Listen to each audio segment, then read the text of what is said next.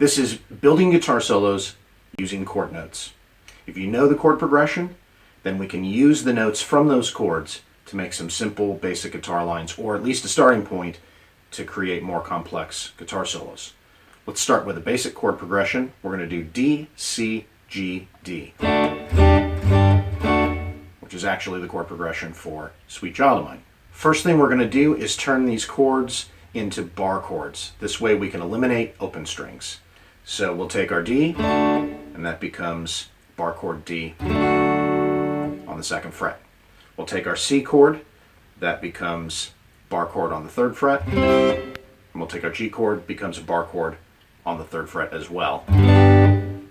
How did we turn our cowboy chords into bar chords? For the D, there's your cowboy D. To get this as a bar chord, think of your C chord shape. We'll change our fingering as if there was a fret up here. So if we're at C, move this up 2 frets. There's your D. And you can see your cowboy notes in there. So that's how we got our D bar chord. How did we get the C bar chord? Same concept. We start with this A shape. We change our fingering around. At the 3rd fret, that shape is a C bar chord.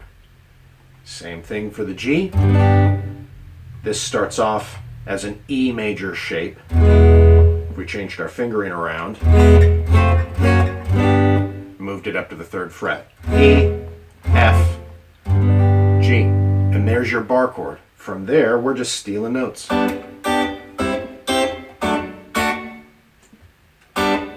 There you go. Once we have our bar chords, we're going to break these down into smaller chunks. So we're going to do 2 groups of 3 notes. All 3 of these chords are going to use the exact same strings. So our first group of notes is using the 4th string, 3rd string, 2nd string. Our second group of notes uses 3rd string, 2nd string, 1st string. So your groups look like this. For the D, that's group 1, that's group 2. For the C, group 1, group 2. For the G, group 1, group 2. And then basically what you're going to do is just use those chord tones over the appropriate chord.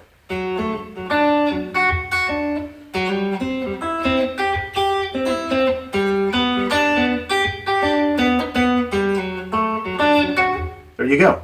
You can't play a wrong note.